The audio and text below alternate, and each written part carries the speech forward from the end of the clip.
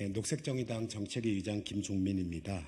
오늘은 오전에 저희 기후 관련된 종합적인 공약 발표가 있었고요. 오늘은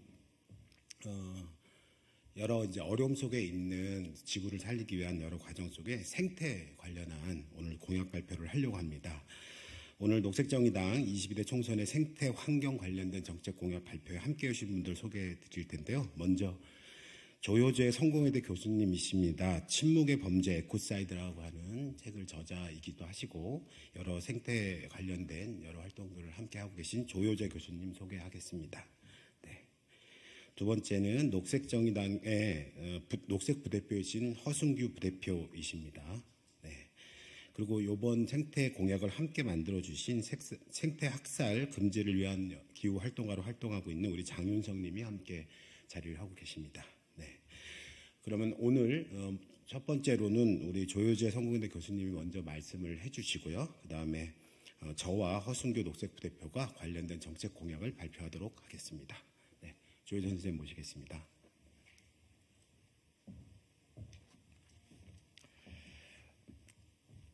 네, 감사합니다. 저는 성공회대학교에서 사회학 가르치고 있는 조효재라고 합니다. 이렇게 귀한 자리를 마련해 주시고 저를 이 자리에 초청해 주신 우리 김종민 정책위 의장님께 먼저 감사 인사를 드립니다. 저는 특정 정당의 정책을 지지하기 위해서 이렇게 공식적으로 공개적으로 바른 데에서 본 것이 평생 처음입니다. 제 개인적으로도 굉장히 색다른 어떤 행동이 될 것 같습니다. 저는 평생을 인권을 가르쳐온 인권사회학자로 알려져 있습니다. 하지만 몇 년 전부터 이 기후, 생태, 환경 이 문제를 인권의 문제와 연결시켜서 인간사회와 자연환경이 함께 공존해야 된다고 하는 이런 쪽의 그 학문과 연구활동을 지금 하고 있습니다. 그래서 저는 인권과 환경사회를 잇는 일종의 가교 역할을 하고 있는 학술 연구자로 이렇게 뒤늦게 새롭게 태어나게 됐다 해도 과언이 아닌 사람입니다. 오늘 녹색정의당에서 이 생태 환경 정책을 4가지를 이렇게 발표하실 겁니다. 자연보건법이라든지 또 환경영향평가 제도를 개선하겠다라고 하는 공약, 그리고 또 자연의 권리를 보장하기 위해서 생태법인을 지정하겠다라고 하는 공약, 마지막으로 생태학살, 에코사이드를 처벌하고 이것을 중요한 범죄로 이렇게 만들겠다라고 하는 이런 굉장히 야심찬 공약을 이렇게 내놓으셨습니다. 제가 학자로서 또 일반 그냥 그 정치에 크게 관여해오지 않았던 한 사람의 연구자로서 이 정책의 녹색정의당의 생태환경 정책에 대해서 전폭적인 지지를 제가 표시하는 이유를 말씀드리겠습니다. 일단 3가지로 제가 정리를 해서 말씀드리겠습니다.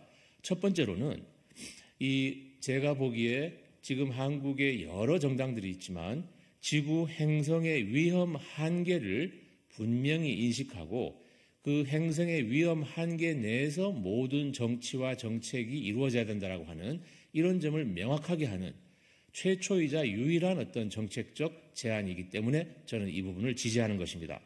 두 번째로는 인간뿐만이 아니라 비인간, 인간사회와 자연환경이 함께 공존해야 된다고 하는 이 기본적인 규범을 지금까지는 인간 중심적인 기본 규범을 우리가 채택해 왔지만 굉장히 전향적이고 21세기의 미래지향적인 이런 식의 새로운 기본 규범을 만들겠다고 하는 의지가 엿보이기 때문입니다. 마지막으로 3번째로는 굉장히 현실적인 내용이기도 한데요. 우리 사회에 만연해 있는 성장 지상주의, 개발 만능주의, 기술 해결 맹신주의 이런 식의 굉장히 오래된 포퓰리즘이라고나 할까요? 아시다시피 요즘 총선이 가까워지면서 모든 지역구에서는 자기 지역에 개발을 시켜주겠다, 성장을 해주겠다. 사실 그런 식의 개발 공약이라고 하는 것이 사실은 대다수 국민들에게 직접적인 효과가 돌아가지 않습니다. 실제로 부동산 투기라든지 사람들의 마음을 들뜨게 만들고 또 우리 정부가 나서서 공적으로 해결해야 되는 사회 문제를 개인이 스스로 부동산의 가치에 투자해서 개인적으로 해결해야 된다는 그런 식의 잘못된 시그널을 주고 있는 굉장히 오래됐지만 뿌리 깊은 이런 식의 어떤 편견이라고나 할까, 우리가 무심결에 받아들이고 있는 기본 어떤 그런 식의 가치를 갖다가 타협하지 않고 이 녹색정의당에서 생각하는 생태환경 정책이라고 하는 것이 이런 식의 잘못된 성장지상주의와 개발만능주의에 정면으로 맞서서 이렇게 이걸 갖다가 시정하고 새로운 어떤 우리 사회에 잘 살고 함께 살고 또 행복하게 살 수 있는 가치를 제시한다는 점에서 저는 굉장히 용기 있고 양심적이고 미래지향적인 그런 정당의 가치관이라고 생각합니다. 그런 이유에서 저는 이 녹색정의당이 내놓은 생태환경 정책 이 부분을 저는 전폭적으로 지지하는 바입니다. 감사합니다.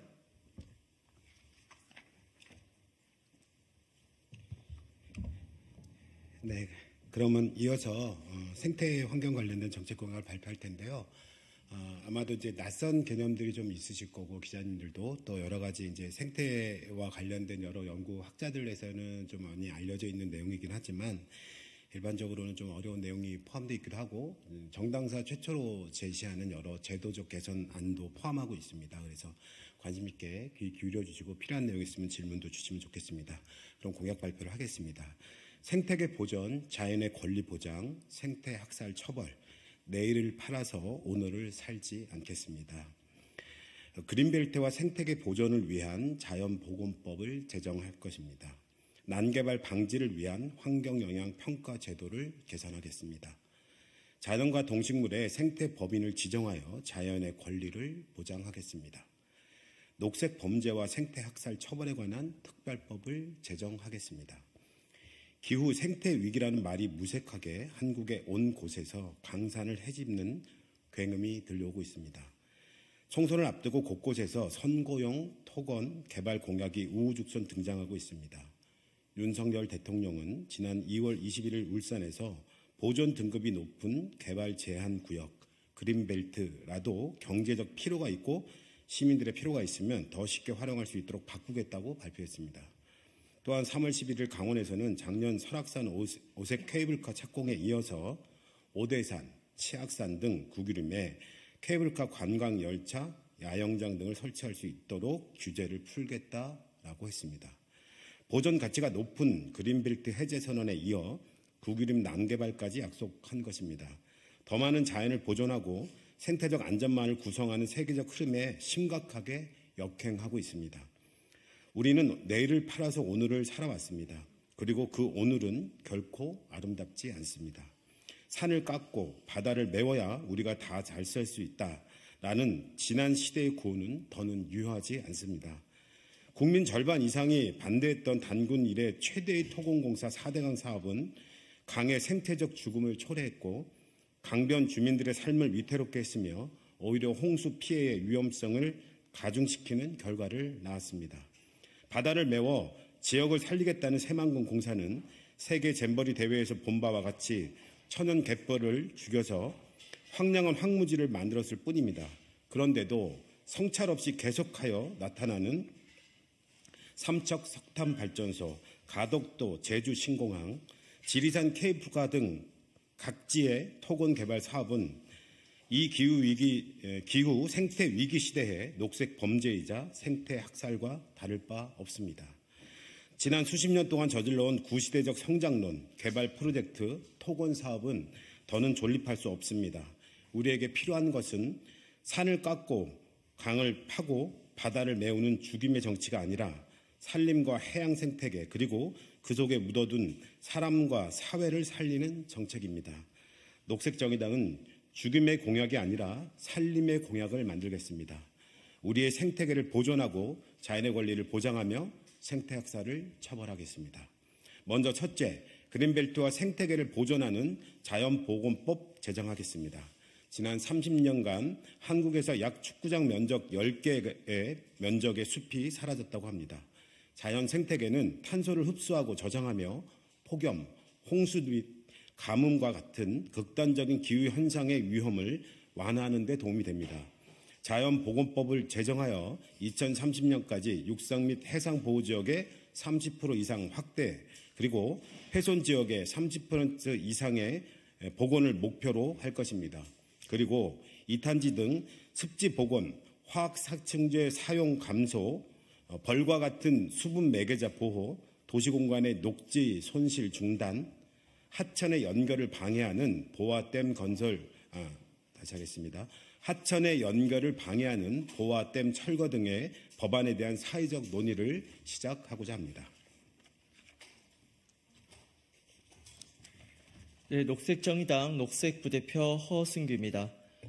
네, 둘째, 난개발 방지를 위해 환경영향평가 제도를 개선하겠습니다.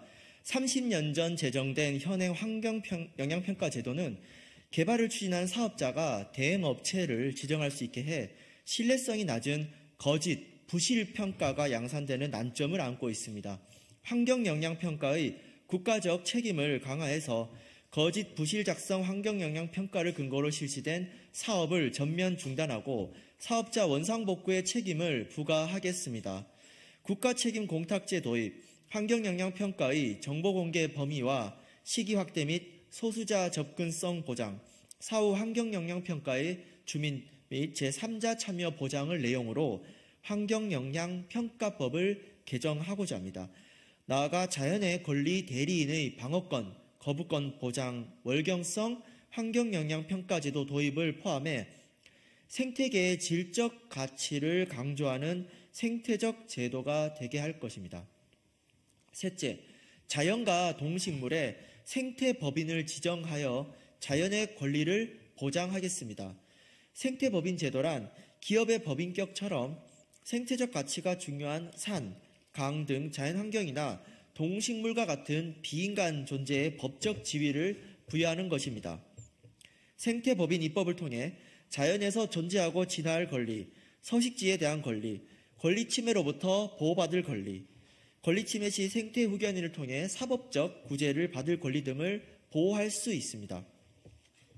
이에 더하여 자연의 권리를 보장하기 위한 정책과 계획을 정비하겠습니다. 자연을 대리하여 소송을 제기할 수 있도록 원고 적격을 확대하는 환경공익소송 입법과 대규모 국책사업 추진 과정에서 자연의 권리 보호를 위한 대리인 참여 제도를 신설하겠습니다.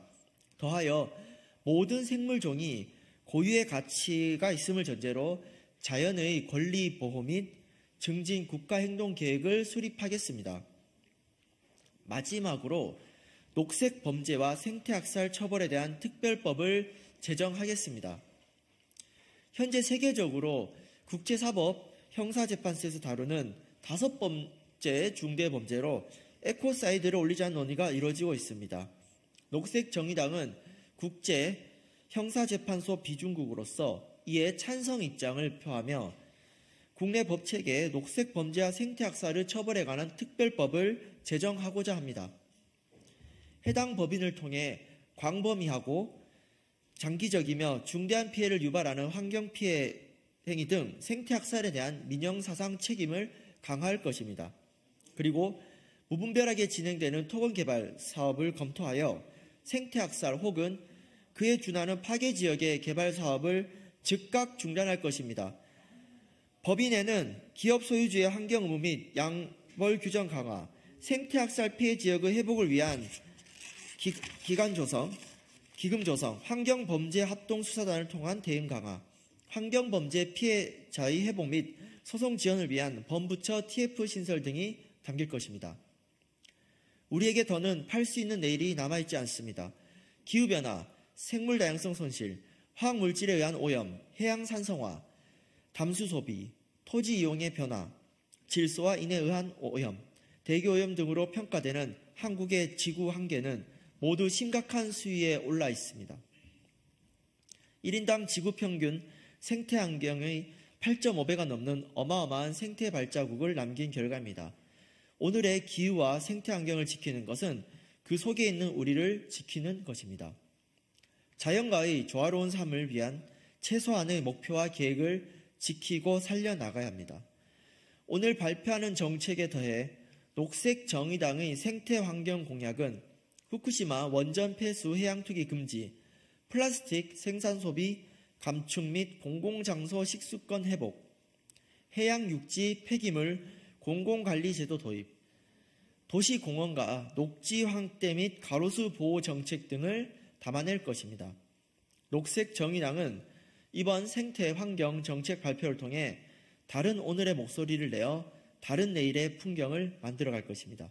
2024년 3월 15일 녹색 정의당. 네, 이상 공약 발표를 마치도록 하겠습니다. 고맙습니다.